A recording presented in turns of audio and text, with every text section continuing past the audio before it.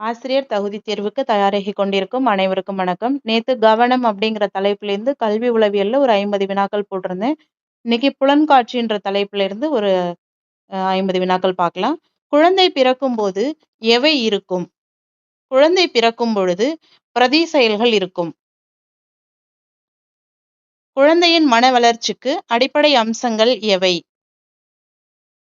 குழந்தையின் மன வளர்ச்சிக்கு அடிப்படை அம்சங்கள் பெற்றோர், ஆசிரியர், சுற்றுப்புற சூழல். அறிவாற்றல் வளர்ச்சி கட்டங்கள் யாரால் கூறப்பட்டுள்ளன? அறிவாற்றல் வளர்ச்சி கட்டங்கள் பியாஜேவால் கூறப்பட்டுள்ளன. 7 முதல் 11 வயது குழந்தைகள் எந்த கட்டத்தில் இருக்கிறார்கள்? 7 முதல் 11 வயது குழந்தைகள் கான்கிரீட் ஆபரேஷனல் கட்டத்தில் இருக்கிறார்கள். ஆசிரியர் கற்பிக்கும் போது கவனிக்க வேண்டிய முக்கிய அம்சம் எது? ஆசிரியர் கற்பிக்கும் போது கவனிக்க வேண்டிய முக்கிய அம்சம் மாணவரின் வயது மற்றும் வளர்ச்சி கட்டம்.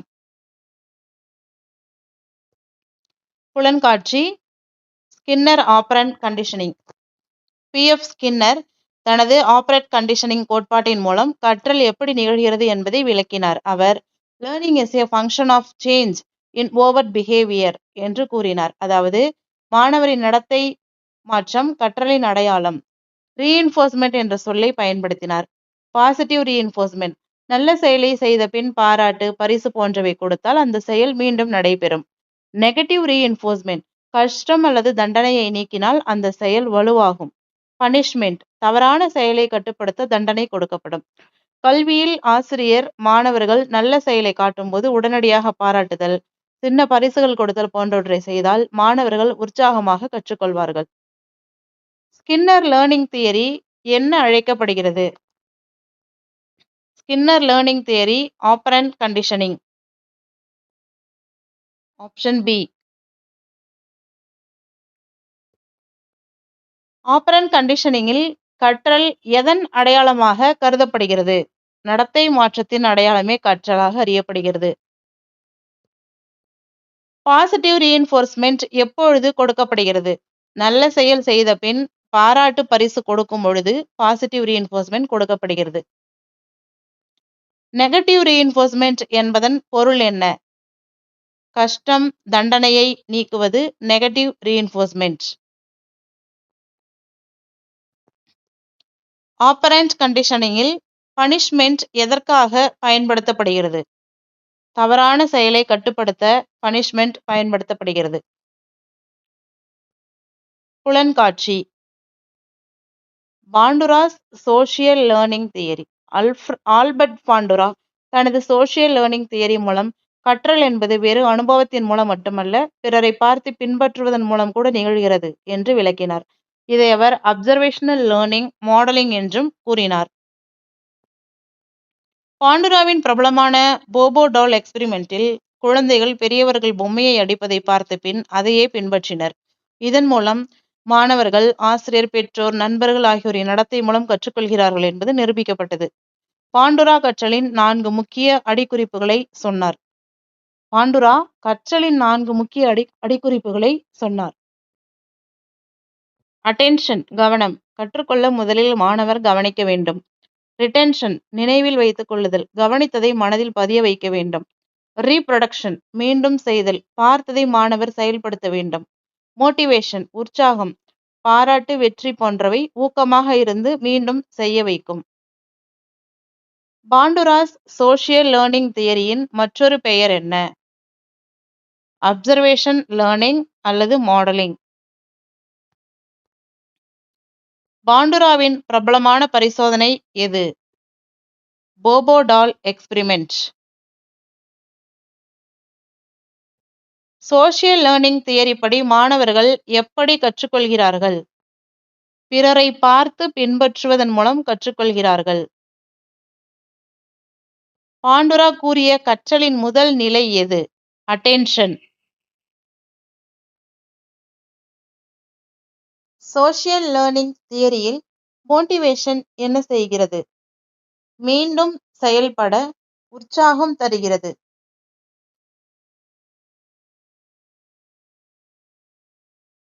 ப்ளூம்ஸ் டாக்சானமி பெஞ்சமின் ப்ளூம் மற்றும் அவரது குழுவினர் ப்ளூம்ஸ் டாக்சானமி என்ற கல்வி குறிக்கோள் வகைப்பாட்டை உருவாக்கினர். இது முக்கியமாக அறிவாற்றல் குறிக்கோள்கள் என்று அழைக்கப்படுகிறது. அறிவாற்றல் குறிக்கோள்கள் 6 நிலைகளாக வகுக்கப்பட்டுள்ளன. நாலேஜ் அறிவு, உண்மைகள், தகவல்கள், நினைவில் வைத்துக் கொள்வது. காம்ப்ரஹென்ஷன் புரிதல், கருத்தை தன் சொற்களில் விளக்குதல். அப்ளிகேஷன் பயன்பாடு, கற்றதை வாழ்வில் பயன்படுத்துதல். அனலைசிஸ் பகுப்பாய்வு, முழு தொகுதியை பாகங்களாக பிரித்து ஆராய்தல். சிந்தசிஸ் இணைப்பு, புதிய கருத்து வடிவமைப்பு உருவாக்குதல். எவாலுவேஷன் மதிப்பீடு, நல்லது கெட்டது என்று தீர்மானித்தல். இந்த 6 நிலைகள் மாணவர்களின் சிந்தனை திறனை எளிய நினைவிலிருந்து ஆழமான சிந்தனை வரை வளர்த்து கொடுக்கின்றன. ஆசிரியர்கள் கற்பிக்கும் போது இந்த நிலைகளை பின்பற்றினால் மாணவர்களின் முழுமையான கற்றல் வளர்ச்சி உறுதியாகும். ப்ளூம் டாக்சானமி யாரால் உருவாக்கப்பட்டது? Benjamin Bloom.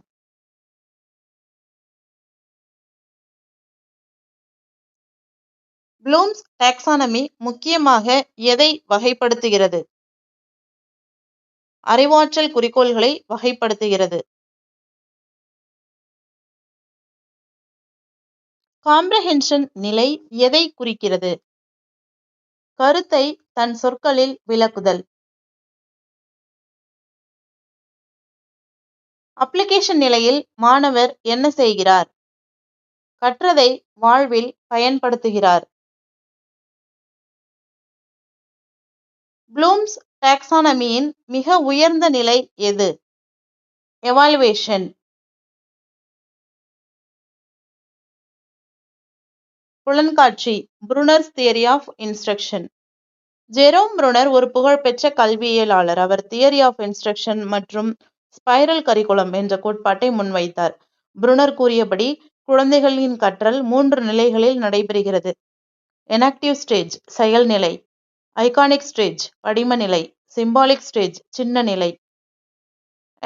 செயல்நிலை குழந்தைகள் உடல் இயக்கம் செயலில் ஈடுபட்டு கற்றுக்கொள்கிறார்கள். படிம நிலை படங்கள், வரைபடங்கள், சின்னங்கள் மூலம் கற்றுக்கொள்கிறார்கள். சின்ன நிலை சொற்கள், குறிகள், மொழி ஆகியவற்றின் மூலம் கற்றுக்கொள்கிறார்கள். மேலும் ப்ரூனர் ஸ்பைரல் கரிக்குலம் என்ற கருத்தை முன்வைத்தார். அதாவது ஏதாவது ஒரு பாடத்தை குழந்தையின் வயதிற்கு ஏற்ப எளிமையாக கற்பிக்க முடியும். பின்னர் அதையே மேம்படுத்தி மீண்டும் மீண்டும் கற்பிக்கலாம். இதன் மூலம் மாணவர் ஒவ்வொரு முறையும் ஆழமாக கற்றுக்கொள்வர். ஆசிரியர் மாணவரின் சிந்தனையை ஊக்குவிக்கும் வகையில் கேள்விகள் கேட்டு ஆர்வத்தை ஏற்படுத்த வேண்டும். ப்ரூனர் டிஸ்கவரி லேர்னிங் என்பதையும் வலியுறுத்தினார். அதாவது மாணவர் தானே ஆராய்ந்து கற்றுக்கொள்ளும் போது உண்மையான புரிதல் ஏற்படும்.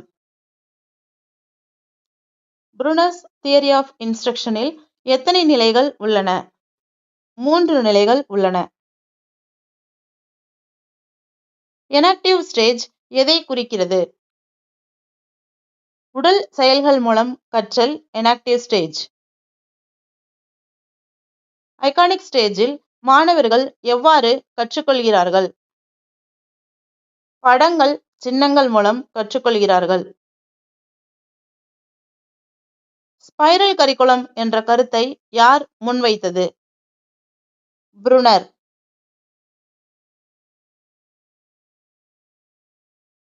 ஸ்பைரல் கரிக்குலத்தின் அடிப்படை யோசனை என்ன? எளிமையாக ஆரம்பித்து பின்னர் மேம்படுத்தி மீண்டும் கற்பிக்க வேண்டும்.